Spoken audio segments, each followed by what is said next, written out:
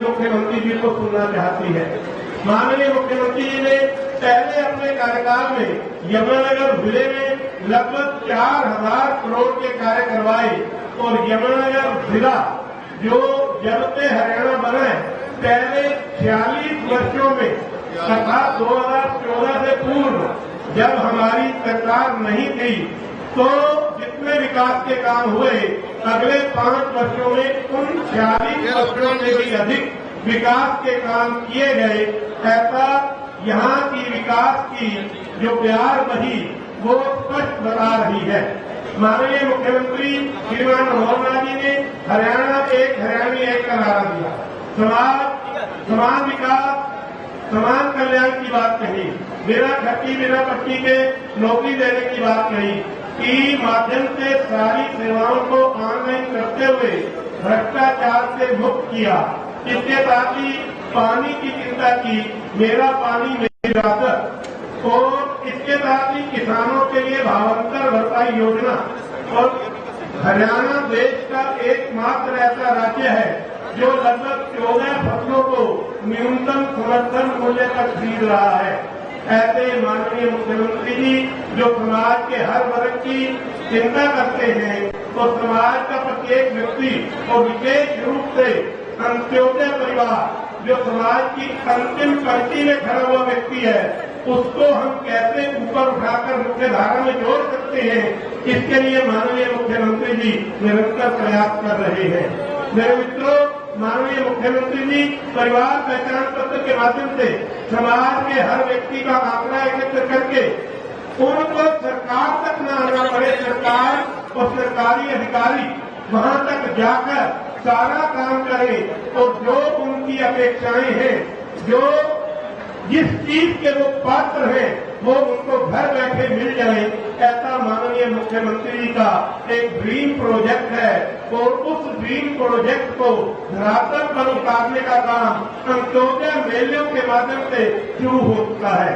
माननीय मुख्यमंत्री जी समाज के कमजोर वर्ग की कितनी चिंता करते हैं कि जिनकी आय 1,80,000 से कम है उनके लिए आयुष्मान कार्ड बने, ऐसा एक योजना माननीय मुख्यमंत्री जी लेकर आए हैं। ऐसे माननीय मुख्यमंत्री जी जो अपने सहयोगियों से चर्चा करते हुए और निर्णय लेने में बहुत ही योग्यतापूर्वक और बहुत ही निष्पक्षता से निर्णय लेकर समाज के प्रत्येक व्यक्ति का कल्याण हो, इस बात की चिंता करते हैं। ऐसे माननीय मुख्यमंत्री जी का यमुनानगर की जिला स्तरीय रैली में हार्दिक अभिनंदन और स्वागत करते हुए यमुनानगर विधानसभा क्षेत्र के कुछ ऐसे कार्य जो जनता की अपेक्षा है कि आपके माध्यम से पूरे हो, संकेत रूप से मैं उनकी चर्चा करना चाहूंगा। यमुनानगर वोट लाइन का बहुत बड़ा एक हब है, बहुत बड़ा क्षेत्र है और ये समाज उद्योग एमएसएमई में आता है, लाखों मजदूरों को रोजगार देता है और लाखों किसानों को पॉपुलर और सुविधा पैदा करने के लिए प्रेरणा देता है। उस उद्योग को बढ़ावा देने के लिए आपने जो एक लाइसेंस प्रणाली थी उसको खत्म करने का महत्वपूर्ण निर्णय लिया था।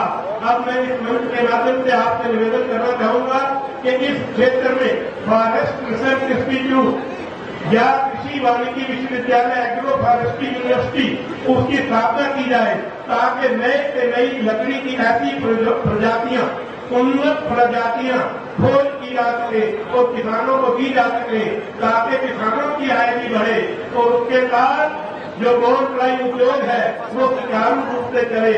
आज हमें कच्चे माल की कमी का सामना करना पड़ रहा है जिसके कारण बोर्ड प्लाई उद्योग अपने अस्तित्व को बचाने की लड़ाई लड़ रहा है। मैं इस मंच के माध्यम से आपसे अनुरोध करना चाहूंगा कि बोर्ड प्लाई उद्योग जो लाखों लोगों को रोजगार दे रहा है उसको बचाने के लिए जो इस पर मार्केट कमेटी की टीम है उसके ऊपर भी आप सहानुभूतिपूर्वक विचार करेंगे तो निश्चित रूप से बोर्ड प्लाई उद्योग को हम एक इमरजेंसी में जिस प्रकार रोगी को ऑक्सीजन दी जाती है इस उद्योग को ये मार्केट फीस जो है उसकी माफी ऑक्सीजन देने का काम करें।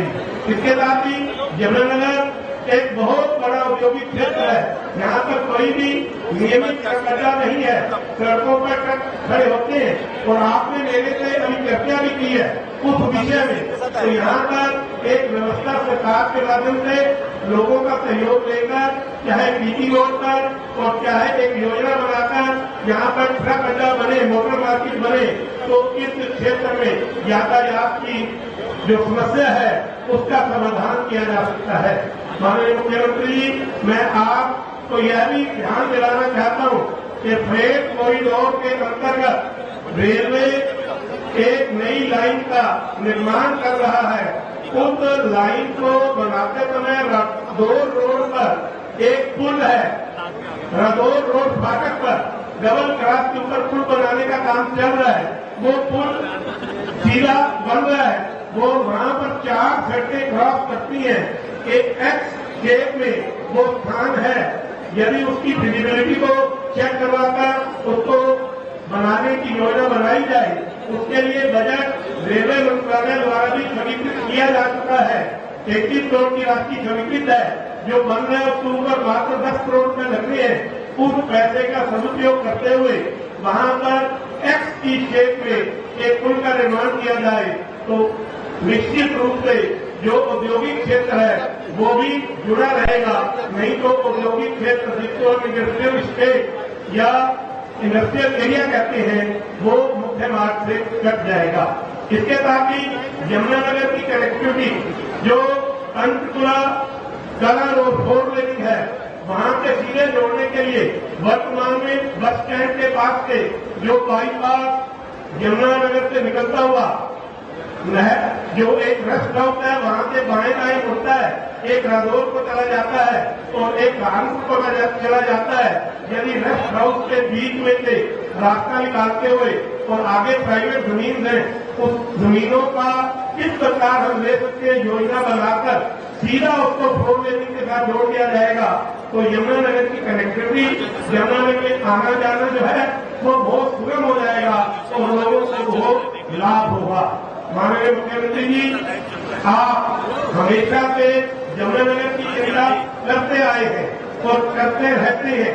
जब भी चर्चा होती है तो आप यमुनानगर के लिए विशेष रुचि दिखाते हैं। वैसे तो आप हर जिले में समान रूप से विकास के काम हो इसकी चिंता करते हैं, परंतु यमुनानगर क्योंकि कांग्रेस के शासनकाल में, लोकदल के शासनकाल में बिल्कुल उपेक्षित रहा। काफी काम करके आपने यमुनानगर जिले को मुख्य धारा में ले आए हैं। अब ये मुख्य धारा इसी प्रकार आगे बढ़ती रहे, चलती रहे, ऐसा आपसे निवेदन करते हुए बड़ी संख्या में यहाँ पर यमुनानगर जिले के लोग आए, उनका धन्यवाद करते हुए मैं आपका बहुत बहुत मन की गहराई से, दिल की गहराई से और मेरे शरीर का एक एक रोग आपका धन्यवाद करते हुए मैं अपना स्थान लूंगा। बहुत बहुत धन्यवाद। बहुत बहुत धन्यवाद माननीय विधायक जी। अब मैं अनुरोध करूंगा हमारे अम्बाला लोकसभा के सांसद रतनलाल कटारिया जी से कि वो आए और अपना उद्बोधन रखें। माननीय सांसद लोकसभा अम्बाला श्री रतनलाल कटारिया जी।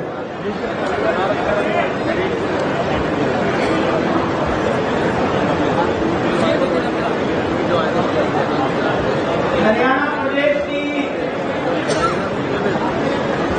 महान बादशाह हमारे बहुत ही लोकप्रिय मुख्यमंत्री परम आदरणीय श्रीमान मनोहर लाल जी, हमारे बहुत ही लोकप्रिय शिक्षा मंत्री आदरणीय भाई गौरव जी, यमुनानगर के लोकप्रिय विधायक आदरणीय घनश्याम जी, हमारे माननीय संगठन मंत्री आदरणीय राजू जी, मंच पर विराजमान चौधरी हरवंश जी, करणदेव काम्बोज जी, अन्य पदाधिकारीगण और आज इस विशाल प्रगति रैली में आए हुए यमुनानगर के मेरे सभी साथियों, आज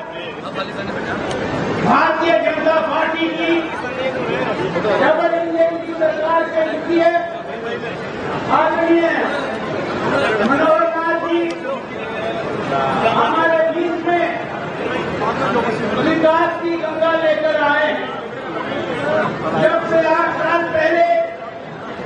केंद्र में मोदी जी की सरकार बनी है और 7.5 साल से हरियाणा प्रदेश में मनोहर जी की सरकार बनी है। तब से इन दोनों ने मिलकर हरियाणा को हिंदुस्तान के नक्शे पर लाने का काम किया है। आज बेटी बचाओ और बेटी पढ़ाओ को लेकर सारा हिंदुस्तान हरियाणा का अनुसरण कर रहा है और जो जेंडर रेशो था महिलाओं का हमारे हरियाणा प्रदेश में बहुत कम था। आज तो सारे देश में 1000 लड़कों के ऊपर 1023 लड़कियां हो गया है। इसका श्रेय हरियाणा प्रदेश को जाता है जहां से इन्होंने इसकी शुरुआत की। साथियों, हमारी 8 साल की और 7.5 साल की उपलब्धियों को लेकर कांग्रेस पार्टी और उसके सहयोगी दलों के देश में आजकल बहुत मुहावरे उठ रहे हैं और हमारी सरकार के खिलाफ जहरीला प्रचार किया जा रहा है। मैं पूछना चाहता हूं कांग्रेस पार्टी के नेताओं से, श्रीमती सोनिया गांधी से, कि क्या आप 1966 का वो दिन भूल गई है जब हिंदुस्तान के स्वाधीन दिल्ली पार्लियामेंट पर गौ हत्या की मांग को लेकर गए थे और श्रीमती इंदिरा गांधी ने साधु संतों के ऊपर गोलियां चलवाई। लेकिन दूसरा, ये महान संत, महान कर्मयोगी मनोहर जी हमारे बीच में बैठा है। इन्होंने मुख्यमंत्री की शपथ लेते ही सबसे पहले हरियाणा में गौ हत्या के ऊपर पाबंदी लगाई और एक सख्त कानून बनाया जिसका आज सारा हिंदुस्तान अनुसरण कर रहा है। आज हमारे ऊपर कांग्रेस पार्टी आरोप लगा रही है, लेकिन अपने अतीत में कभी हाथ कर नहीं देखा। साथियों, आपको याद होगा 1983 का वो दिन जब श्रीमती इंदिरा गांधी की हत्या हो गई थी और उसके बाद सिखों का जो कत्लेआम हुआ था, उस समय राजीव गांधी ने कहा था कि जब कोई बड़ा वृक्ष गिरता है, जब कोई बड़ा वृक्ष गिरता है तो धरती हलती है और उसका परिणाम 5-6 हजार सिखों का कत्ल के रूप में निकला था। आज हिंदुस्तान को इस तरह से तबाह करने वाले ये लोग हमारे ऊपर कम कसने की कोशिश करते हैं। साथियों, मैं आपको कहना चाहता हूं कि सारी दुनिया ये सोचती थी कि शायद हिंदुस्तान कोरोना का मुकाबला न कर पाए, लेकिन हमने न केवल 190 करोड़ लोगों को वैक्सीन लगाई, बल्कि हमने पिछले महीने 1,70,000 करोड़ रुपया जीएसटी का इकट्ठा किया। प्यारे भाइयों, ये दिल्ली का मुख्यमंत्री केजरीवाल दिन के अंदर तो कहता था कि मोदी की वैक्सीन में गुणवत्ता में कमी है, ये वैक्सीन नकली है, लेकिन यही केजरीवाल गिरगट की तरह रंग बदलते हुए रात के अंधेरे में, रात के 12 बजे हॉस्पिटल में जाता है और मोदी की वैक्सीन लगवाता है, फिर इसकी बोलती बंद हो जाती है, फिर उसके बाद कभी वैक्सीन के ऊपर प्रश्न नहीं करता। आज आदरणीय मनोहर जी के नेतृत्व में, मोदी जी के नेतृत्व में हमने 3 लाख करोड़ रुपए की सब्सिडी फूड के ऊपर दी है। आज हमारे ऊपर ये दल कसने वाले लोगों से मैं ये पूछना चाहता हूं कि आज महाराष्ट्र के अंदर जो सरकार चल रही है, भ्रष्टाचार के रूप में गिरफ्तार हुए हैं और उन्होंने 200, 400 करोड़ रुपए का जो रिश्वत लेकर वहां पर जो है आतंकवाद को बढ़ावा देने का काम किया है। आज इस प्रकार की सरकार महाराष्ट्र के अंदर काम कर रही है। आज इनको इस बात का डर है कि भारतीय जनता पार्टी जिस तरह से सारे देश के अंदर काम कर रही है, हरियाणा प्रदेश के अंदर आदरणीय मनोहर लाल जी के नेतृत्व में जिस तरह से काम हो रहा है, हम विकास चाहते हैं और ये पार्टियां विनाश चाहती हैं। हम युवाओं को रोजगार देना चाहते हैं, ये पार्टियां युवाओं को नशे की ओर धकेलना चाहती है। साथियों, आज हम सब आदरणीय मुख्यमंत्री जी को सुनने के लिए आए हैं। मैं इनके बात के बीच में ज्यादा देर न रहते हुए जो विकास के काम हैं, 4000 करोड़ रुपए के काम आदरणीय मुख्यमंत्री जी ने पिछले दौरे में घोषित किए थे। आज भी हमें बहुत सी सौगातें मिलने वाली हैं और मैं अगर एक मोटा सा अनुमान लगाऊं, पिछले 8 साल में केंद्र सरकार और राज्य सरकार की विभिन्न योजनाओं के अंतर्गत अम्बाला लोकसभा में 30,000 करोड़ रुपया केंद्र और राज्य सरकार का खर्च हुआ है, जो कि आजादी के बाद का आज तक का एक रिकॉर्ड है। तो आइए हम सब मोदी जी के साथ चले, मनोहर लाल जी के साथ चले और कमल के फूल को सारे विश्व के अंदर खिलाते हुए हम अपने भारत को इस अमृत भोग के वर्ष में हम अपने देश को एक महान राष्ट्र बनाएं और सारी दुनिया में भारत की जय जयकार करें। नमस्कार, थैंक यू, धन्यवाद। बहुत बहुत धन्यवाद माननीय सांसद कटारिया जी। अब मैं हमारे AIPR स्वर्ण सिंह जी से अनुरोध करूंगा कि माननीय मुख्यमंत्री जी के कार्यक्रमों द्वारा हरियाणा सरकार की विभिन्न योजनाओं के लाभार्थियों को लाभ प्रदान करने के लिए जो सर्टिफिकेट है और उन कार्यक्रमों की शुरुआत आज मंच के माध्यम से होगी।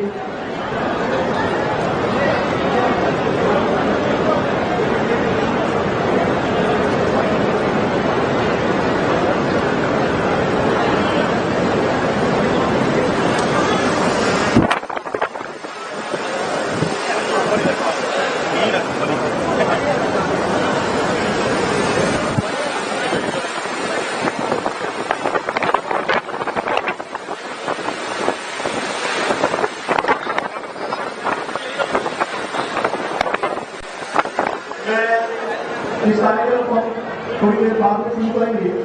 मैं अनुरोध करूंगा हमारे वन एवं शिक्षा मंत्री जगाधरी से विधायक चौधरी कंवरपाल जी से कि वो आए और हम सबको बोलो से चौधरी कंवरपाल जी।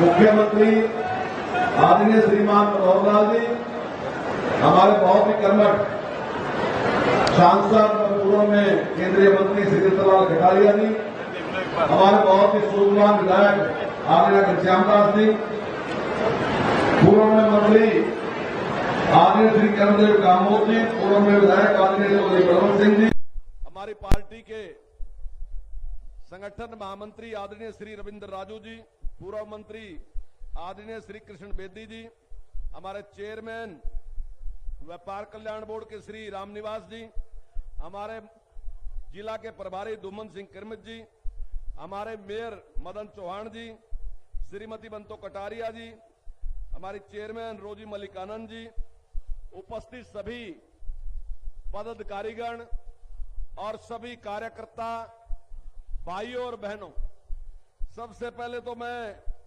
सभी कार्यकर्ताओं को इस बात के लिए बधाई देता हूं कि उन्होंने जितना बड़ा प्रयास किया और जितनी बड़ी संख्या में आप सब लोग यहां पर उपस्थित हैं। और मैं आप आपसे माफी भी चाहता हूं एक बात के लिए कि जितनी बड़ी संख्या में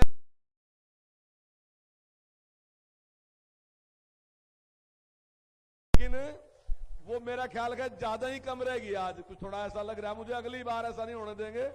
अगली बार पूरी व्यवस्था हम करेंगे इसकी, और कोई बड़ा स्थान देखेंगे। अब की बार शायद स्थान हमने हमारा छोटा रह गया, शायद ये था तो बड़ा, लेकिन आपने इसको छोटा कर दिया। अब तक तो ये बड़ा था। भाई और बहनों, जिस प्रकार से माननीय मुख्यमंत्री जी ने काम किया,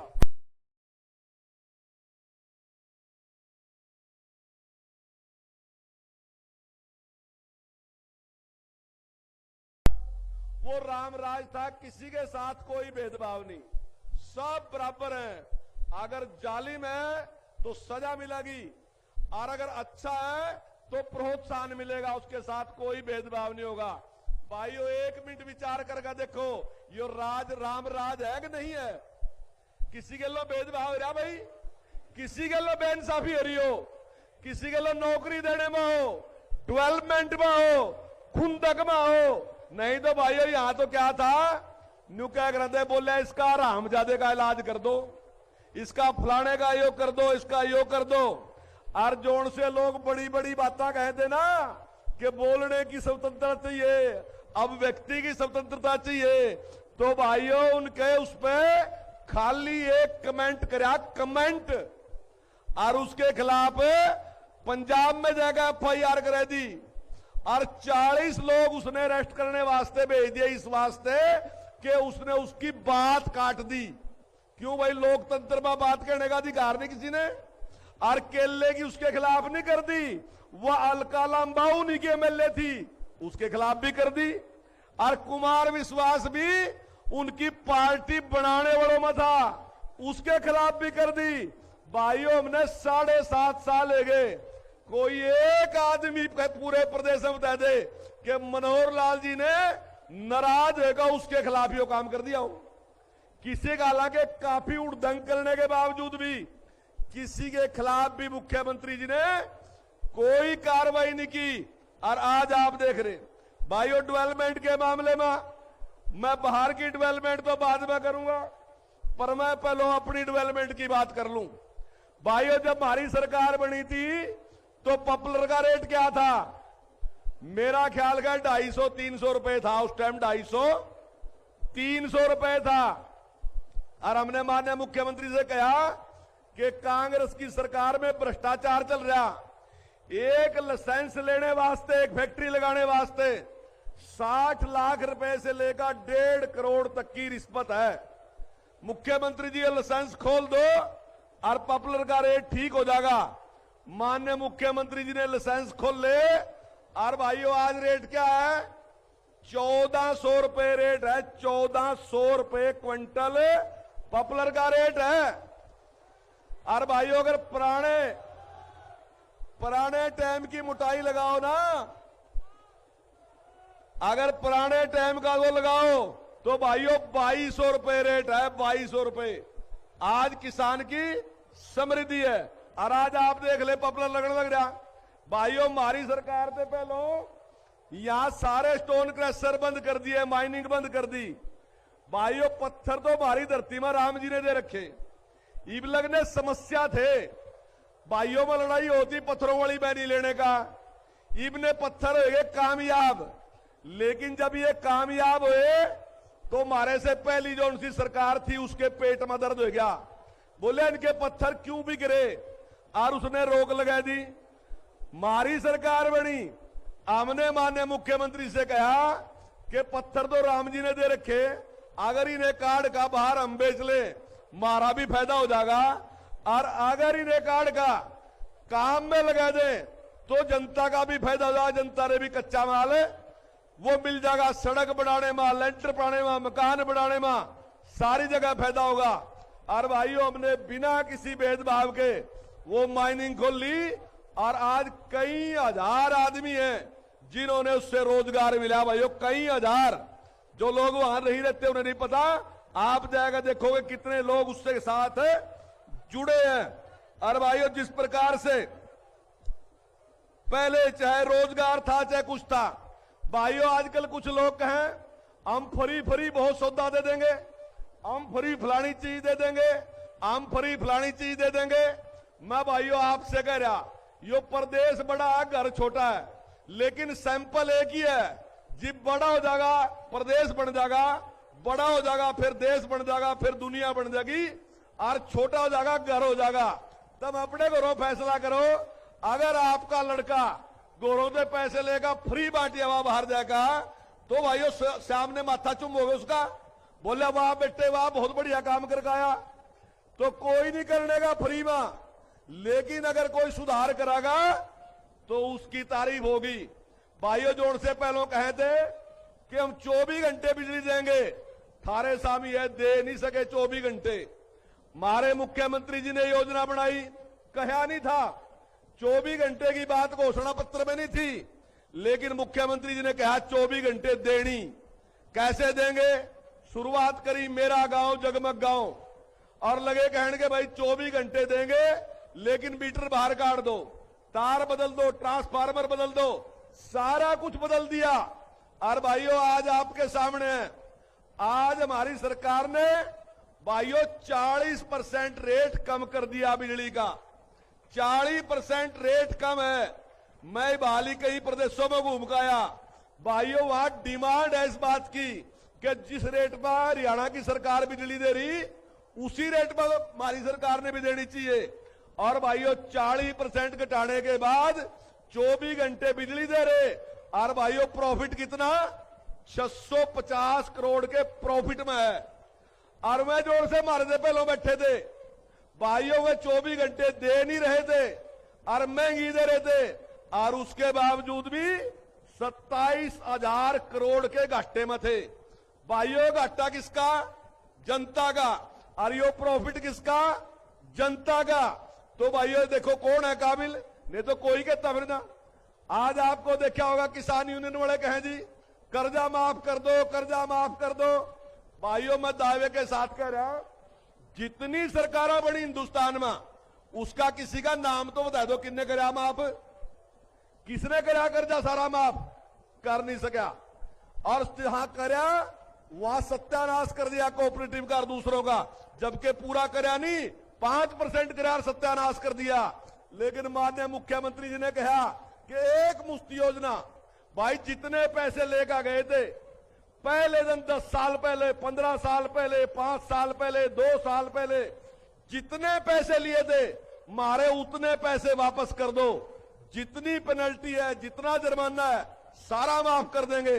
आपने जानकर हैरानी होगी भाइयों, 1000 करोड़ से ज्यादा मुख्यमंत्री जी ने माफ कर दिया, और किसान भी खुश है, हमारा कोऑपरेटिव सिस्टम भी चलने लग रहा। भाइयों ये सारे काम अभी माननीय मुख्यमंत्री जी ने एक परिवार पहचान पत्र बनाया, आदमी की सर्वे कराया, 5 एजेंसियों से सर्वे करवाया कि किसी के साथ कोई बेईमाना नहीं होना चाहिए। अगर 3 एजेंसियों ने एक ही जैसा दिया तो उसको मान लिया, और उसमें कह दिया जिसकी आमदन 1,80,000 से कम है सारे बेनिफिट उसको देंगे। और भाइयों आज क्या कर दिया, अगर आपका किसी का गरीब आदमी का पेड़ा कार्ड बनना ना, तो भाइयों उसे किसी की सिफारिश की जरूरत नहीं है, पेड़ा कार्ड बनकर उसके गोरो आवागा अपने आप, किसी पर जाने की जरूरत नहीं। भाइयों आयुष्मान कार्ड है, गरीब आदमी ने जरूरत है इलाज कराने की, आज किसी ने आयुष्मान कार्ड लेने के नौका कहीं जाने की जरूरत नहीं, अपने आप बनकर आवागा। जिस भाई बहन की उम्र जो है वो 60 साल हैगी, उसने फार्म भरने की जरूरत नहीं, अपने आप उसकी पेंशन लगेगी, अपने आप सरकारी अधिकारी पूछागा बहन जी पेंशन लगवानी, बस आपने इतना कहना हाँ लगवानी या नहीं लगवानी, लेकिन पेंशन साथ लग जाएगी।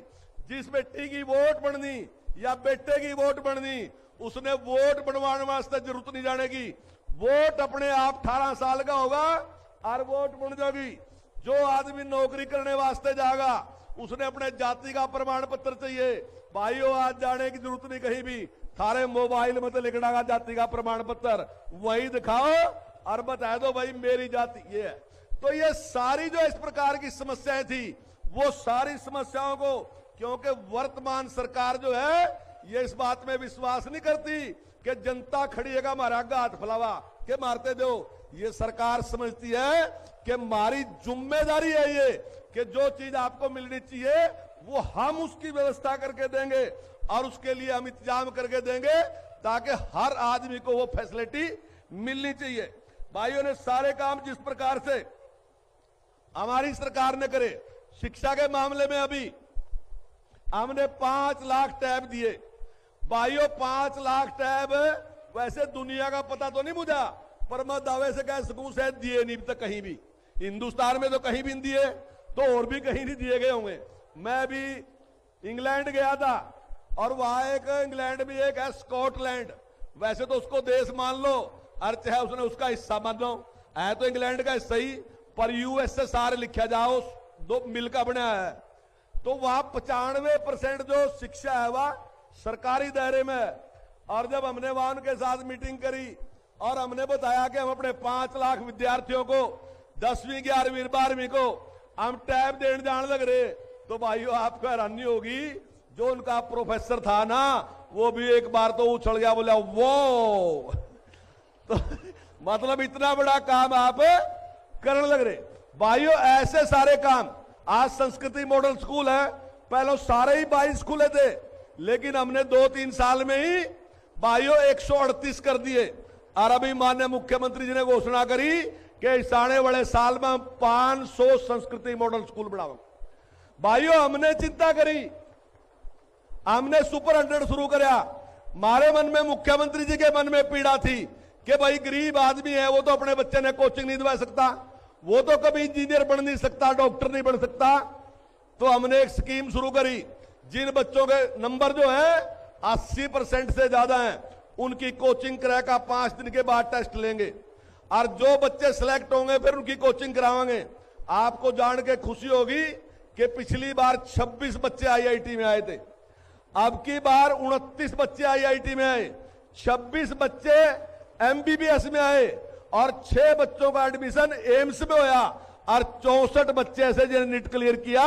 और वह सारे ऐसे गरीब हैं जिन्हें कभी कल्पना भी नहीं की थी कि कभी हमारा भी आईआईटी में एडमिशन हो सका, ऐसे काम हो सका। तो इस प्रकार के सारे काम आज वर्तमान सरकार करने लग रही।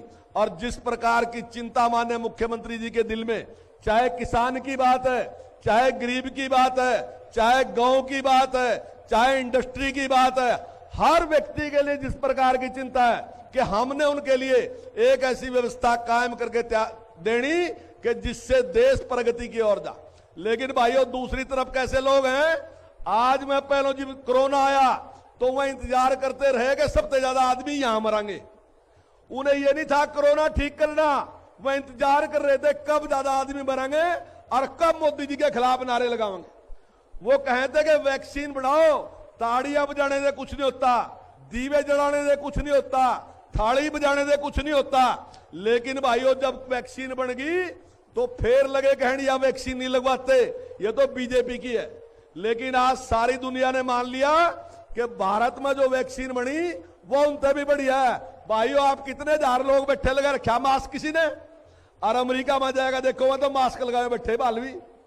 तो हमारी वैक्सीन उनसे बढ़िया साबित होगी। आजकल आप एक और देखने लग रहे कि जो श्रीलंका है वहां की आर्थिक स्थिति खराब होगी और इधर पाकिस्तान की आर्थिक स्थिति खराब होगी। हमारे देश के निरे पॉलिटिशियन तो ये इंतजार कर रहे कि हमारी कदने होगी।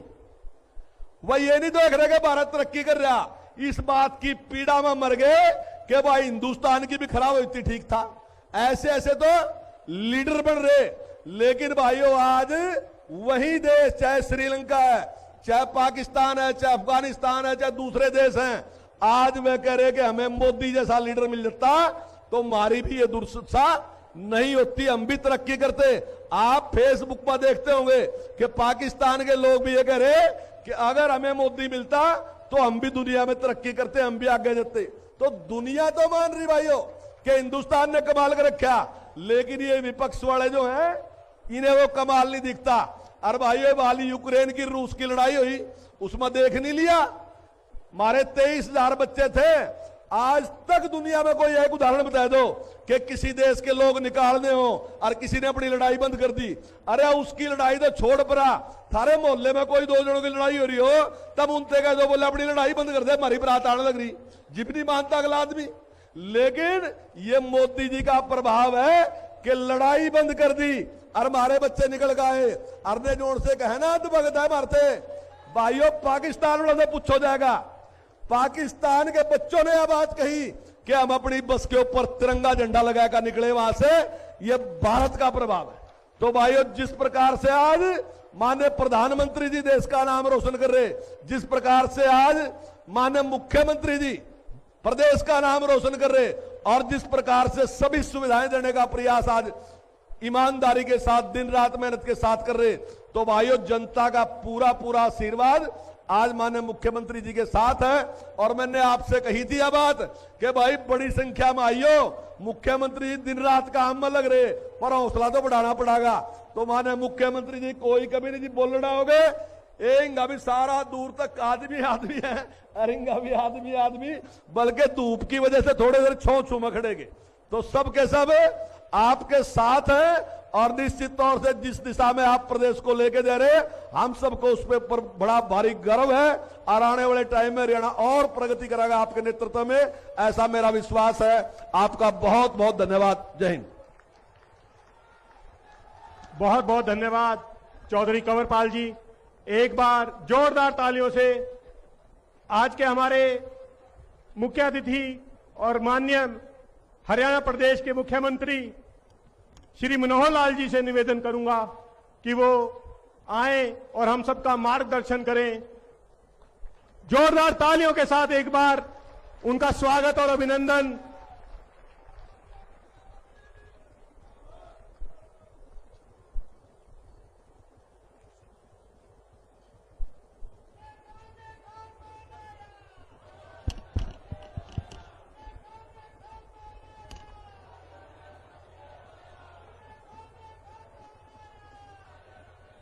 जरा मेरे साथ मिलकर के एक जय घोष बोलेंगे, भारत माता की। भाई जो 30 साल पहले का जगाधरी यमुनानगर ये यमुना जिला था, आवाज वैसी नहीं आई जैसे उस समय मिलती थी। जरा जोर से भारत माता की।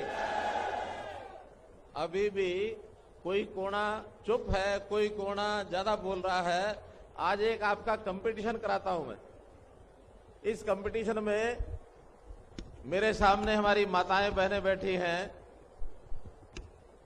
कुछ इधर बैठी हैं, कुछ उधर बैठी हैं। पहले सिर्फ यही बोलेंगे, पुरुष बंधु भाई नहीं बोलेंगे। जरा एक बार देखता हूं मैं, भारत माता की। अब बारी पुरुषों की है, देखता हूं किसकी ज्यादा। भारत माता की। अब समझ लो, जरा समझ लो किसकी ज्यादा आवाज है। एक बार फिर टेस्ट है, इस बार पहले पुरुष बोलेंगे, भारत माता की।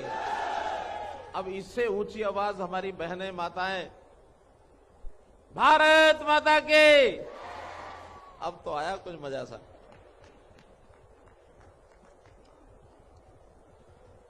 बहुत ही मेरी प्यारी ये नगरी है, जगाधरी कह लें, यमुनानगर कह लें, इसको यमुनानगर जिला कह लें। आज इतनी बड़ी संख्या में यहां आप लोगों की उपस्थिति में मन बहुत प्रसन्न है। आज के इस अवसर पर हमारे मंच पर हरियाणा सरकार में मेरे साथी मंत्री श्री कंवरपाल जी और हमारे लोकप्रिय सांसद श्री रतनलाल कटारिया जी, विधायक हमारे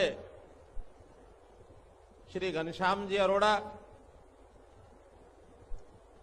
जिले के पार्टी के अध्यक्ष श्री रमेश सप्रा जी, जिला प्रभारी श्री धुम्मन सिंह जी किरमच, श्री रविंद्र राजू जी हमारे प्रांत के महामंत्री संगठन हैं। इस कारपोरेशन में हमारे मेयर हैं भाई मदन चौहान जी, मेरे साथ राजनीतिक सलाहकार श्री किशन बेदी जी, श्रीमती रोजी मलिक जी, चेयरमैन समाज कल्याण बोर्ड, श्री रामनिवास गर्ग जी, चेयरमैन महिला हरियाणा व्यापारी कल्याण बोर्ड, कर्णदेव कंबोज जी, पूर्व राज्य मंत्री एवं पूर्व विधायक, श्री बलवंत सिंह जी, पूर्व विधायक सढौरा, श्री रामेश्वर चौहान जी, पूर्व चेयरमैन, श्री दाताराम जी, भारत भूषण जोवाल जी, सुरेंद्र बनकट जी, कृष्ण सिंगला जी, उपस्थित सभी दाएं बाएं दोनों तरफ बैठे हुए हमारे वरिष्ठ कार्यकर्तागण, सभा में उपस्थित मातृशक्ति, बुजुर्गों, भाइयों, पत्रकार छायाकार मित्रों, जैसा मैंने बताया कि आज जिस स्थान पर मैं आया हूं, ये स्थान कोई मेरे लिए नया नहीं है। यमुनानगर जिला, जगाधरी का शहर हो, यमुनानगर शहर हो, चाहे सरस्वती नगर हो, बिलासपुर हो, सढौरा हो, रादौर हो, और चाहे दूर दराज के गांव हो, इस इलाके में मेरे सार्वजनिक जीवन का सबसे ज्यादा समय लगा है। सबसे ज्यादा अगर हरियाणा में मैंने समय लगाया है तो इस इलाके में लगाया है, जब घर परिवार छोड़ करके और समाज सेवा के लिए निकला था। उस समय के यमुनानगर के वो 6 साल का अनुभव बहुत ही मेरा अनुभव, जिसको कहना चाहिए खुशी भरा, एक निराला, एक जीवन में उत्साह भरने वाला ऐसा अनुभव। अगर मैं आपको बताता हूं, जब मैं यहां से जाने के बाद दूसरे क्षेत्र में हिसार, सिरसा, फतेहाबाद, भिवानी, महेंद्रगढ़, उस इलाके में गया, तो एक दिन, उस समय तो कोई गाड़ियां वाहन भी नहीं थे, हमको बसों पर चलना पड़ता था। बस निकल गई देर से और कोई बस थी नहीं। एक ट्रक वाले को हाथ दिया, मैंने कहा भी मुझे लेके चल, रोहतक तक लेके चल, महेंद्रगढ़ से चलना था। रास्ते में परिचय होने लगा, भाई कहाँ के रहने वाले हो? कहने लगा मैं जमुनानगर का रहने वाला हूं। अब उसको पता नहीं था कि मैं आगे क्या पूछूंगा। मैंने कहा अच्छा जमुनानगर में कौन से मोहल्ले के हो? क्योंकि यहां तो मोहल्ला मोहल्ला जानता हूं मैं। कह रही जी जमुनानगर तो नहीं, थोड़ा सा आगे। मैंने कहा थोड़ा आगे कहाँ? जगाधरी। कह रही जी छछरौली ओड़ी। फिर भी उसने ये नहीं कहा छछरौली, छछरौली ओड़ी। मैं समझ गया कि छछरौली की तरफ। मैंने कहा भी छछरौली की तरफ तो आगे खिजराबाद उस समय ज्यादा नाम प्रसिद्ध था, अब तो प्रतापनगर हो गया, या कोट की साइड में। कहने लगे जी आप कोट जानते हो? मैंने कहा हाँ, मैं लेदा, लेदी, कोट, कोट बसावा सिंह, कोट सरकारी, ये सब जानता हूं। कहने लगे कोट से भी थोड़ा सा आगे। मैंने कहा आगे तो नगला नगली है। कि जी और थोड़ा सा आगे। मैंने कहा आगे तो वो गांव एक था, उसका नाम मुझे याद था, आगे तो छोटा सा एक गांव है मद्दीपुर, बिल्कुल हिमाचल के बाउंड्री पर है, पहाड़ के अंदर है, सड़क नहीं जाती। मैंने कहा तो मद्दीपुर है? कहने लगा हाँ मैं मद्दीपुर का रहने वाला हूं।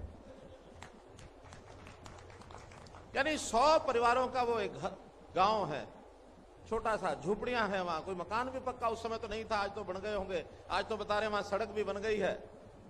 लेकिन वो बड़ा हैरान हुआ कि यहां महेंद्रगढ़ में, और मेरा मध्यपुर का नाम ये जानता है व्यक्ति कौन है। बातचीत चली, खैर विषय खत्म हुआ, तो ये अनुभव ऐसे ऐसे इस इलाके के साथ जो मेरा एक लंबे समय का अनुभव है, इसके साथ हमेशा जब भी कोई बात आई है आगे बढ़ करके हम लोगों ने किया है। यहां पर लगातार मेरा दौरा हुआ है, जब भी जो बातें यहां के लोगों ने बताई वो सारी पूरी की गई। और आज भी सब हमारे वक्ताओं ने, हो सकता है मेरे से पहले वाले वक्ताओं ने भी वो बातें की होंगी, लेकिन हमारे विधायक हैं, मंत्री हैं, सांसद हैं, इन्होंने तो सब कहा ही है कि ये सारे काम करने हैं। मित्रों कोई कमी नहीं छोड़ी जाएगी, लेकिन मैं अभी नहीं बताऊंगा, वो बातें अंत में बताऊंगा, नहीं तो फिर आप सुन करके कहेंगे हमारा काम तो पूरा हो गया इसलिए चलो। इसलिए पहले तो मैं इस सारे इलाके के बारे में ये भी जानता हूं कि एक धार्मिक और सांस्कृतिक इलाका है। चाहे यहां सरस्वती नदी का उद्गम स्थान है, आदि बद्री है, चाहे लोहगढ़ का स्थान है, चाहे कपाल मोचन है, चाहे साधु डेरा जिसका नाम अब सढोरा है, उसकी बात हम कहें, जगाधरी यमुनानगर के आसपास बड़े ऐतिहासिक स्थान भी है। तो उन सब स्थानों के बारे में हम सब लोगों को जानकारी है, लेकिन उसका महत्व आज जो देश और दुनिया के लोग जानते हैं उसका महत्व शायद हमारे लिए उतना बड़ा महत्व उसका नहीं होता है। तो इसलिए उन स्थानों के महत्व को समझते हुए हमने उनका भी विकास करना है। लोहगढ़ का किला, बंदा वीर बैरागी 7 साल तक उनका वो किला रहा। उन्होंने यहाँ देश विरोधी ताकतें जो थी उनका मुकाबला किया। तो इस प्रकार से इन सारे स्थानों के ऊपर यहाँ आना जाना हमारा सबका है। ये एक औद्योगिक नगरी भी है। उस औद्योगिक नगरी के नाते हम जैसा देखते हैं, यहाँ पीतल के बर्तन हैं, यहाँ अपने स्टील के बर्तन हैं, यहाँ एल्यूमिनियम के बर्तन हैं, यहाँ मशीनरी का भी भरपूर यहाँ उपयोग होता है। देश और दुनिया में सब जगह बड़ी बड़ी मशीनरी यहाँ से जाती है। यहाँ का किसानों का इलाका ये भी बहुत भरपूर, यानी एक उत्तम फसल पैदा करने वाला किसान वो यहाँ का किसान है। हमारे घनश्याम जी स्वयं एक बड़े किसान हैं। इनको भी जब भी कभी देश में प्रदेश में किसानों के बारे में राय लेनी होती है तो जिन लोगों से राय ली जाती है हमारे घनश्याम जी है कि भाई खेती की बात करनी है तो उनसे करो। तो इसलिए इस खेती के संबंध में भी यहाँ गन्ने का, यहाँ गेहूं का बहुत बड़ा, और फिर फॉरेस्ट, इसका भी जो खेती है ये भी बहुत बड़ी मात्रा में होती है, जिससे प्लाईवुड इंडस्ट्री, ये भी हमारी पूरे उत्तर भारत में सबसे बड़ी इंडस्ट्री प्लाईवुड की यहाँ है। तो मित्रों, यहाँ के किसानों के लिए बहुत काम ने किए हैं। आज मुझे एक नई और बात आपको बतानी है। यहाँ जो किसान बंधु आए हुए हैं, गेहूं का सीजन अभी समाप्त हुआ है। गेहूं के सीजन में इस बार संयोग से गेहूं का एक्सपोर्ट खुला हुआ था और गेहूं बाहर ले जाने के लिए व्यापारियों ने गेहूं खरीदना शुरू कर दिया था। कुछ गेहूं इस बार हुआ थोड़ा कम है, लेकिन एक संकट देखने को मिला कि कहीं अगर ज्यादा गेहूं बाहर एक्सपोर्ट हो गया तो हमारे देश का जो गरीब व्यक्ति है उस तक भी शायद हम गेहूं पहुंचा नहीं पाएंगे। ये एक बड़ी ऊहापोह चल रही थी। तो कुछ किसानों ने रोक के रखा होगा, कुछ व्यापारियों ने भी गेहूं रोक लिया होगा। उन्होंने जो एफसीआई की खरीद है उस खरीद में नहीं डाला होगा। केंद्र सरकार ने कल एक निर्णय लिया है कि हम अपने देश के किसी भी व्यक्ति को भूखा नहीं रहने देंगे। उसकी भूख की कीमत पर हम गेहूं एक्सपोर्ट करें, दूसरों की सेवा करें, ये नहीं हो सकता। इसलिए कल के शाम के निर्णय से मैं आपको अवगत कराता हूं, गेहूं का जो एक्सपोर्ट है, निर्यात है, ये बंद कर दिया। ये बंद कर दिया है, केवल अपने देश के लोगों को गेहूं पहुंचना चाहिए। और उसके कारण से अभी हमारी मंडियां ये बंद हो गई थी, खरीद इसमें बंद कर दी थी, लेकिन कल से ये मंडियां गेहूं की खरीद के लिए 10 दिन के लिए फिर खोली जा रही। 25 मई तक जिन्होंने गेहूं बेचना है अपना, ये मंडियां फिर से खुलेंगी, एफसीआई फिर खरीद करेगी। ये एक जानकारी मैंने आपको देनी है। मित्रों, इस व्यापार को आगे बढ़ाने के लिए हमने सारे प्रदेश में कुछ क्लस्टर्स की, इंडस्ट्री के क्लस्टर बनाने की बात तय की है कि हर ब्लॉक में एक 50 से 100 एकड़ का एक एरिया लेकर के, और वहां जो नया उद्योगपति है, छोटा छोटा उद्योग चलाने के लिए लघु उद्योग एमएसएमई के द्वारा एक औद्योगिक क्लस्टर बनाए जाएंगे। इसलिए यहां भी हम कम से कम 4-5 ब्लॉक हैं, हर एक ब्लॉक में ऐसे 5 क्लस्टर बनाएंगे ताकि हमारे नौजवानों को रोजगार मिले, हमारे किसान पुत्रों को भी, जिनके पास अब काम कम हो गया, उनको रोजगार के लिए ये हम बनाने वाले हैं। वो फिर लघु इंडस्ट्री में चाहे वो प्लाईवुड का नक्शा, यानी प्लाईवुड की इंडस्ट्री बनाए, चाहे बर्तन की इंडस्ट्री बनाए, जो भी उसको करना है वो सब करेंगे। जहां तक विकास की बात है, विकास पिछले 6-7 सालों में, अब कोई आंकड़ा निश्चित तो मैं नहीं बता सकता, क्योंकि यहाँ नेशनल हाईवे वो अपने ढंग से विकास कर रहे हैं। यहाँ जो ईस्टर्न कॉरिडोर बन रहा है, कलकत्ता से लेके अमृतसर तक का जो मार्ग बन रहा है वो हमारे पास से जा रहा है। नेशनल हाईवे ने हमारा बाईपास बना दिया है। तो सैकड़ों हजारों करोड़ रुपए इन बड़े बड़े आइटम्स पर भी लग रहे हैं। लेकिन हरियाणा सरकार ने भी पिछले कुछ वर्षों के अंदर जैसा बताया है कि किसी के साथ भेदभाव हम करते नहीं है। मैं अगर पिछले 3 साल का आंकड़ा बताता हूं तो इस इलाके के अंदर 1023 करोड़ रुपया इस इस जिले में हमने लगाया बिना किसी भेदभाव के। और विधानसभा के अनुसार अगर मैं बताता हूं तो 245 करोड़ रुपया जगाधरी, 289 करोड़ रुपया यमुनानगर, 247 करोड़ रुपया सढौरा, 241 करोड़ रुपया रादौर, यानी सब विधानसभा में लगभग 250-250 करोड़ रुपया लगा है, 1083 करोड़ रुपया। और उसके नाते से आज भी 9 जो शिलान्यास और उद्घाटन प्रोजेक्ट्स हैं उनका किया है, लगभग 350 करोड़ रुपए के प्रोजेक्ट ये आज किए गए। इसलिए कोई भी काम हम इसे पीछे छोड़ने वाले नहीं है। पूरे प्रदेश में सड़कों का जाल ये हमारा पूरा बिछा है। सड़कों के जाल में 17 नेशनल हाईवे मंजूर हुए हैं, जिसके अंदर 6 पूरे हो चुके हैं, 11 पर काम चल रहा है। और उन नेशनल हाईवेज में जैसा हमारा ये यमुनानगर से लेकर के और पेहवा तक, रादौर, लाडवा, कुरुक्षेत्र, पेहवा और आगे पटियाला तक, ये नेशनल हाईवे मंजूर हो चुका है। 4 लेन का ये नेशनल हाईवे, ये अब कुछ तो बन चुका, कुछ बनना शुरू हो जाएगा।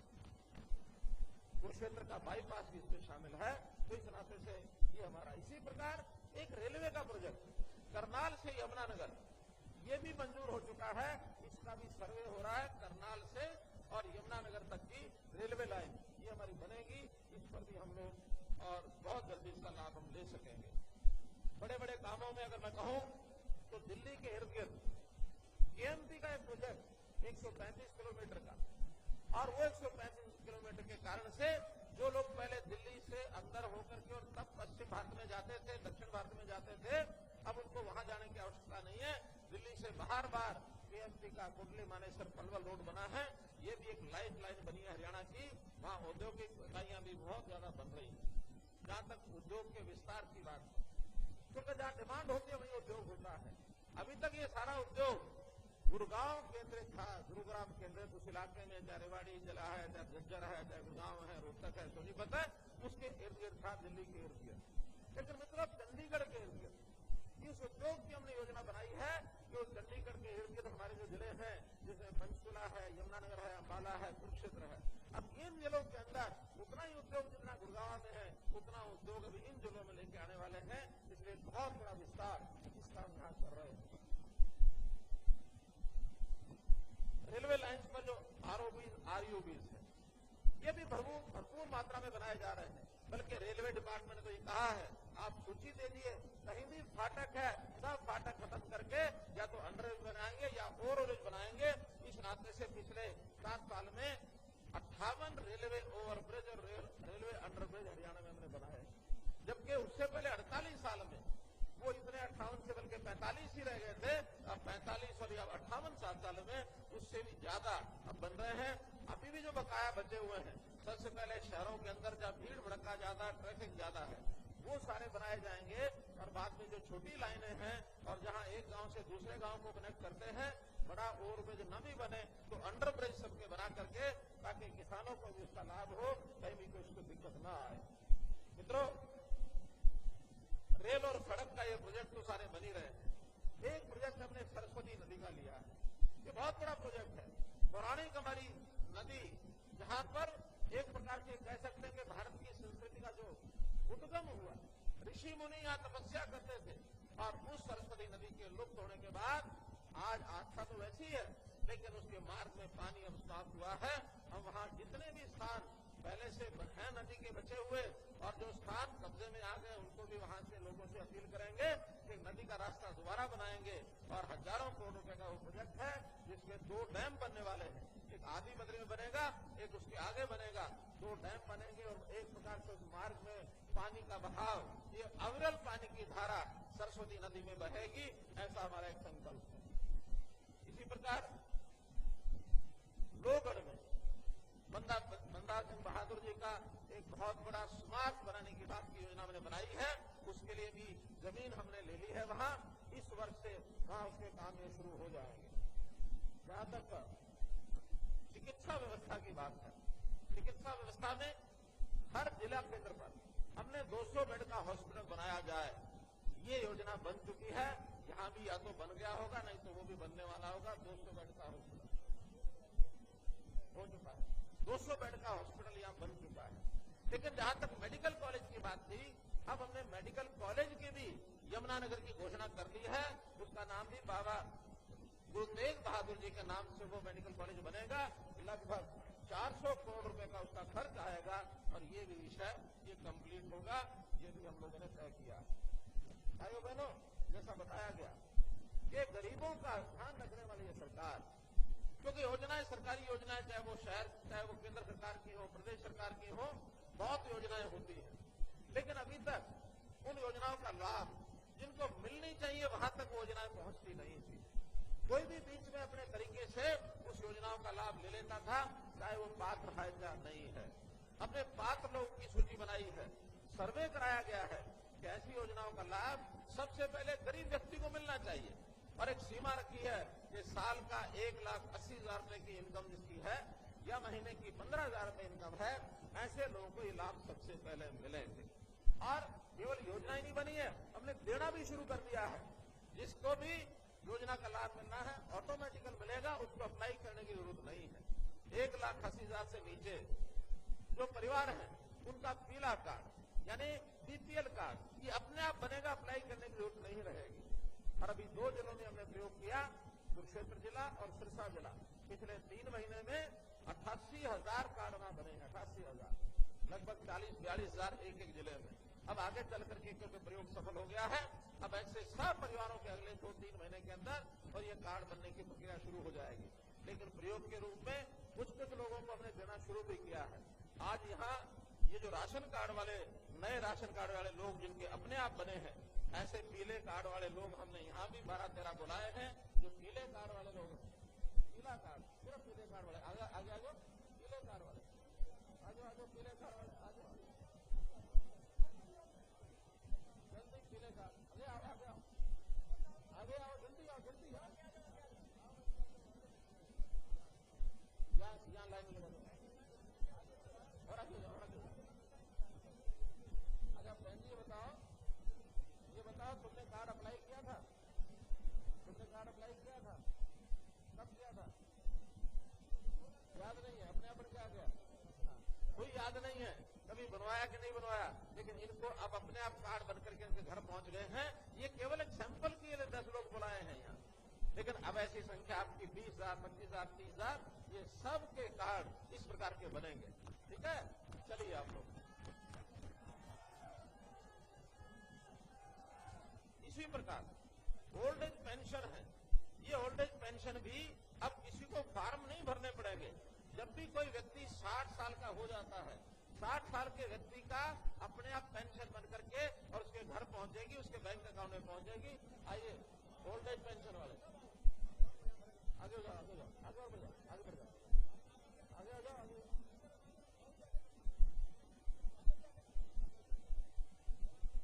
चलो और आगे बढ़ जाओ, और आगे बढ़ जाओ। क्यों बाबा, ये अपने आप पेंशन बढ़ के आई नहीं आई? अपने आप आई? आपको कहीं जाना तो नहीं पड़ा? कहीं नहीं जाना पड़ा। हमने सबकी डेट ऑफ बर्थ लिख दी है परिवार पहचान पत्र में, और जिस दिन 60 साल में 1 महीना रह जाता है, सरकारी अधिकारी रुपया चला जाता है, एक साइन करा के ले आता है और अगले महीने से इनको अपने आप पेंशन मिलनी शुरू हो जाती है। ठीक है कि नहीं है? ठीक है ना? चलिए, बहुत बहुत बधाई आपको।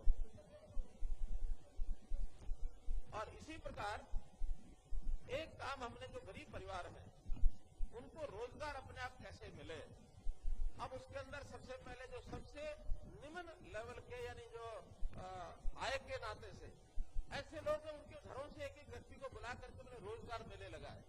क्या वो काम करना चाहता है, उसको लोन की जरूरत है तो बैंक से लोन दिलवाया, सरकार से उसको सब्सिडी चाहिए तो वो देंगे, उसको ट्रेनिंग करानी तो ट्रेनिंग कराएंगे, ताकि वो व्यक्ति 15-20 हजार रुपया महीना कमाना शुरू कर दे। उसको अपने पैरों पर खड़ा करने के लिए हमने काम कराया है। तो इसलिए ये भी यहाँ 10-12 लोग बुलाए हैं। आइए बाबा, कितना लोन मिला है? सुनो, कितना? 1,30,000। बहुत अच्छा। आपको कितना मिला? 1,30,000। 1 लाख रुपया। 1 लाख। 1 लाख। तुम्हारे कितने पैसे मिले? 1 लाख। तुम्हारे? हाँ, तुम्हारे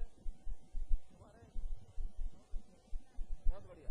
तो ये योजनाएं अलग अलग 58 योजनाएं हमने वहां लोगों को बताई, लेकिन ज्यादा योजनाओं में जो लोग आए हैं उनका जी हम तो अपने घर में दुधारू पशु बांधेंगे, गाय भैंस 2-3 जिसने कहा उसको उतना पैसा बैंक से हमने दिलवा दिया ताकि इनको पैसा मिले और ये अपने व्यवसाय को शुरू कर सके। लगभग प्रदेश में 40,000 लोगों को ये सहायता मिल चुकी है। हमारा टारगेट 1 लाख लोगों का भी है ताकि ये बैंकों से, सरकार से जो लाभ लेना ले सके। इनको जगह जगह घूमना नहीं पड़ेगा। ब्लॉक वाइज हमने मेले 570 मेले लगाए और अगले महीने से ये मेले और दोबारा से भी लगेंगे ताकि कोई भी परिवार 1 लाख से नीचे अगर आमदन का है काम कर सकता है तो कम से कम 2 लाख रुपए साल पर वो पहुंच जाए। ये हम योजना इसकी बना रहे हैं। भाइयों बहनों, सरकार के नाते आगे बढ़कर के लोगों की सेवा करना ये हमारा एक लक्ष्य है। पहले लोग घूमते थे, दफ्तरों के चक्कर काटते थे कि हमको ये चाहिए ये चाहिए। अब हमने कहा कि नहीं, हमारे पास डाटा होना चाहिए आपके पास क्या नहीं है। अगर आप गरीब हैं, एक लेवल से ऊपर नहीं है तो सरकार आपके पास आएगी, आपके घर में आके सेवा देगी। इसलिए सरकार आपके घर तक पहुंचेगी, लाभ आपके घर तक पहुंचेगा। ये योजना आज तक किसी ने नहीं बनाई है।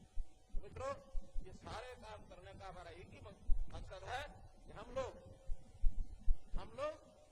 जनता के प्रति एक हमारे मन में एक संवेदनशीलता है, एक मन में प्रेम है कि कोई गरीब परिवार रह गया, किसी कारण से रह गया, आज अगर उसको हमने ऊपर नहीं उठाया तो फिर आगे चल करके गलत रास्ते पर पहुंचेगा। इसलिए इन कामों को हम लोग कर रहे हैं। शिक्षा के नाते हम शिक्षा के लिए बहुत प्रबंध कर रहे हैं। शिक्षा मंत्री जी ने सब बताया है।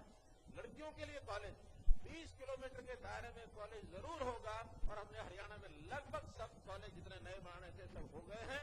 इसके बाद उन शिक्षा वाले विद्यार्थियों को, लड़के हो चाहे लड़कियां हो, उनको हुनर सिखाएंगे ताकि वो अपने काम करने लायक भी वो सब बन सके। इसी प्रकार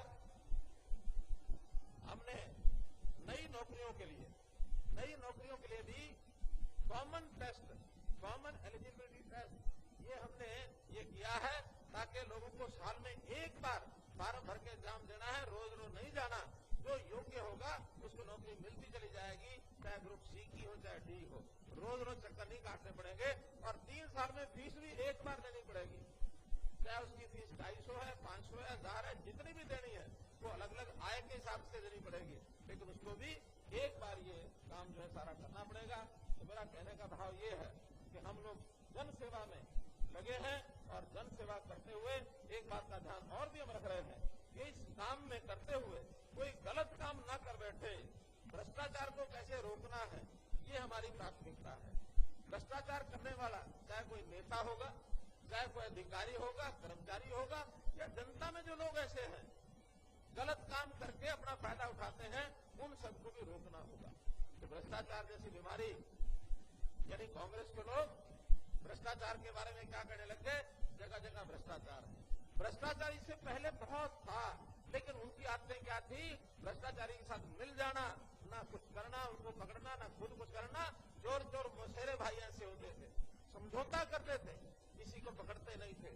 हम अपनी सरकार में ऐसे जो लोग मिलते हैं अपने आप पकड़ते हैं उनको, हमें कोई पकड़वाता नहीं है, हम अपने आप पकड़ करके और उनको सलाखों के पीछे ले जाते हैं। इसलिए भ्रष्टाचार खत्म करने का हमारा संकल्प, इसको सब ध्यान से सुने कि भ्रष्टाचार कोई नहीं करेगा।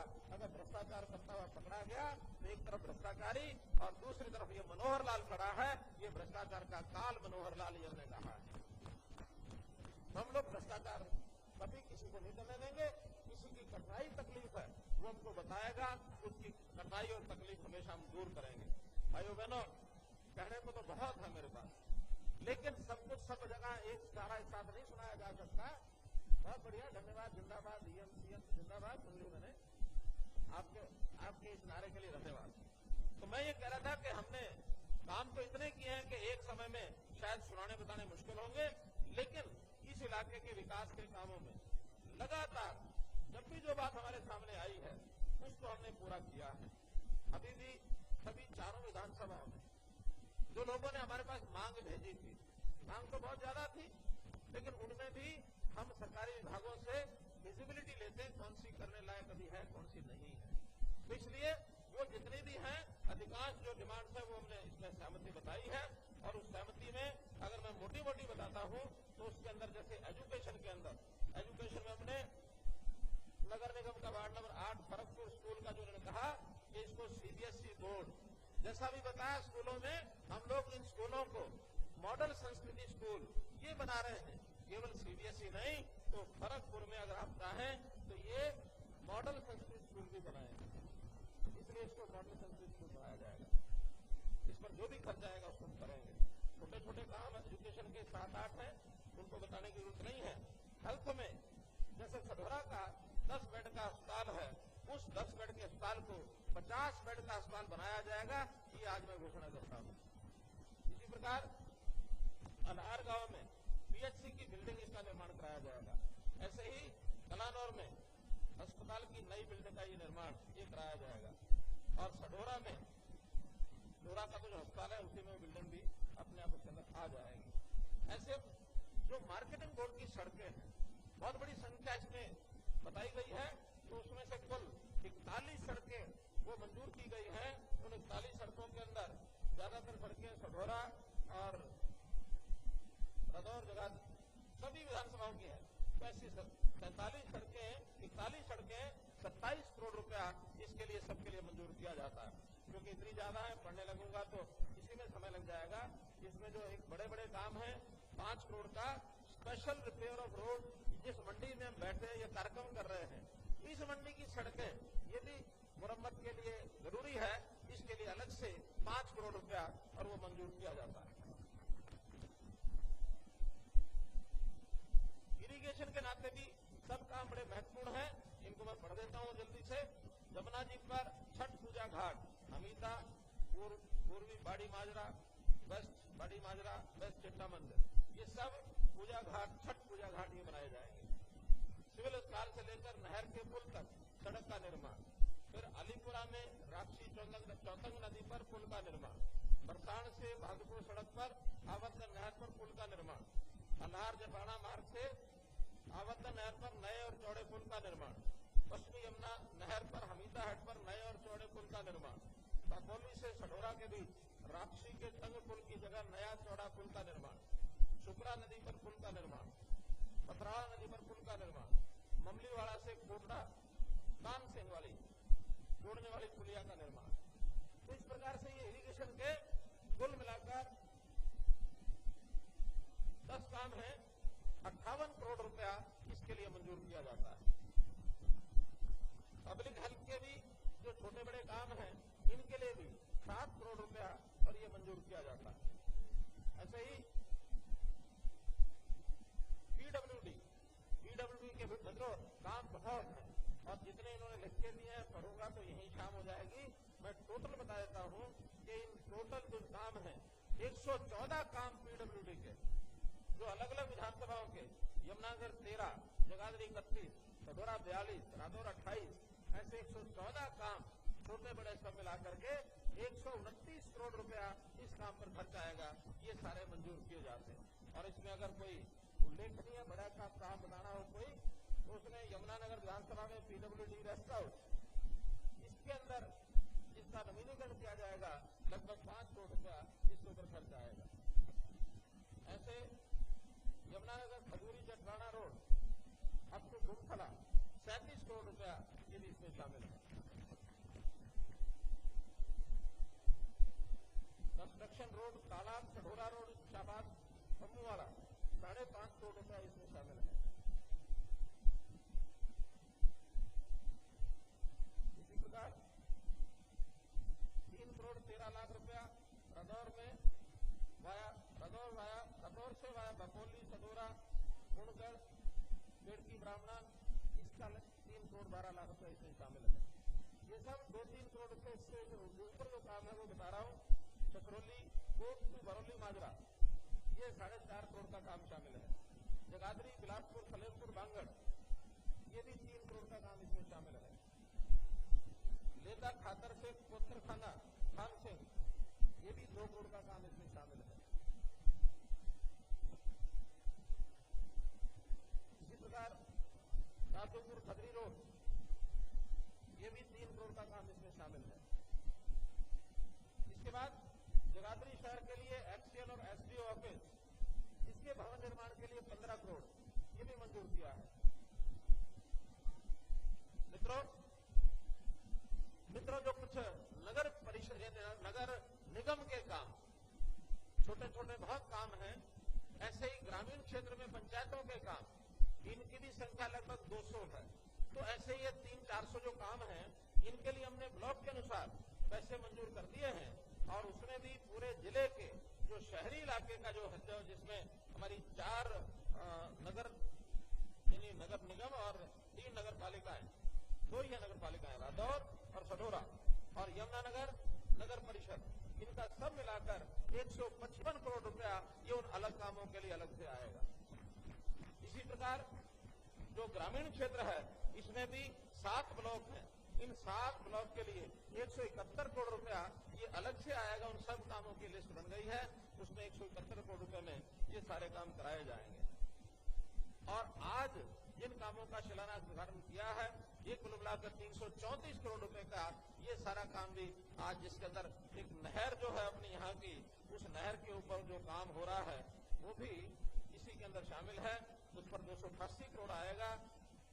ये HKB सर्कल जगाधरी, इस नहर की लाइनिंग, ये बड़ा काम है, लगभग 2500 करोड़, लेकिन आज इसका एक पोर्शन ये 288 करोड़ रुपए का इसका शिलान्यास किया गया है। तो आज के बारे में अगर मैं कुल बता देता हूं, तो कुल सब मिलाकर ये 680 करोड़ के काम ये आज घोषणा की है। 334 करोड़ के काम जिसका शिलान्यास उद्घाटन किया है। वैसे 1014 करोड़ रुपए के कुल कामों की घोषणा ये आज मैं कर रहा हूं इस रैली में। और मैं समझता हूं आज तक जितनी रैलियां यहाँ हुई हैं, 114 करोड़ रुपए का काम इससे पहले कभी नहीं बताया, कभी नहीं किया। तो आज के इस अवसर पर इन सब कामों की घोषणाओं करते हुए, आपको ये समर्पित करते हुए मैं अपनी बात समाप्त करता हूं। बहुत बहुत धन्यवाद, बहुत बहुत आभार।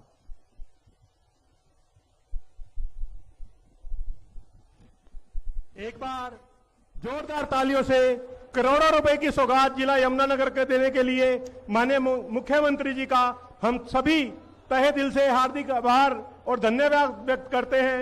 माननीय मुख्यमंत्री जी ने, हमारे घनश्याम जी ने, कंवरपाल जी ने एक बड़ी मांग और रखी है, वो है FRI, फॉरेस्ट रिसर्च इंस्टीट्यूट। इस इलाके में फॉरेस्ट बहुत होता है। अभी वो इंस्टीट्यूट हरियाणा में एक भी नहीं है, केवल देहरादून में है। लेकिन उनसे बात करके हरियाणा का अलग से फॉरेस्ट रिसर्च इंस्टीट्यूट ये बनाया जाएगा, जिस पर 50 करोड़ रुपए का खर्च आएगा। जमीन जो है वो हमारे इन बंधुओं ने देख रखी है। और इसी प्रकार खिजराबाद, जिसको प्रतापनगर कहते हैं, उनके जितने ऑफिस है और वहां जो लड़कियों का कॉलेज है, लड़कियों का है कि कोएड है,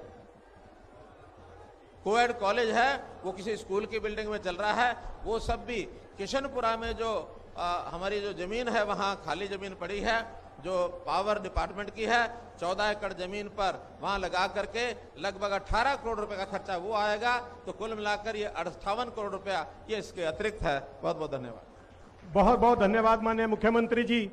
पूर्वांचल प्रकोष्ठ की बहुत पुरानी मांग को आपने आज 4 घाटों से मंजूर किया, इसके लिए पूर्वांचल प्रकोष्ठ आपका तहे दिल से आभार और धन्यवाद व्यक्त करता है। भारतीय जनता पार्टी जिला यमुनानगर और जिला के सभी नागरिक आपका तहे दिल से हार्दिक आभार और धन्यवाद व्यक्त करते हैं कि आपने दिल खोलकर आज इस मंच से घोषणाएं की, आप यहां पर पहुंचे। आपका बहुत बहुत आभार, बहुत बहुत धन्यवाद। आप सभी भी यहां पर पहुंचे, आप सबका भी यहां पहुंचने पर हार्दिक आभार और धन्यवाद। बहुत